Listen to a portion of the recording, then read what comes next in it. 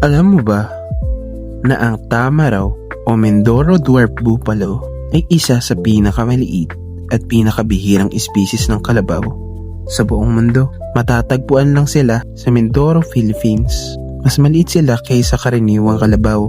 May maikling sungay na parang letter V at tinuturing na critical endangered dahil kaunti na lang ang natitira.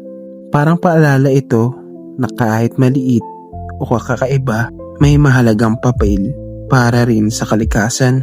Ang bawat nilalang ay may ambag at kapag nawala sila, may parte ng mundo na mawawala rin. Kung nagustuhan mo to, i-share mo para mas marami ring maka-appreciate ng ating wildlife dito sa PacQuest Global Trivia. Natututo tayo habang minamahal ang kalikasan.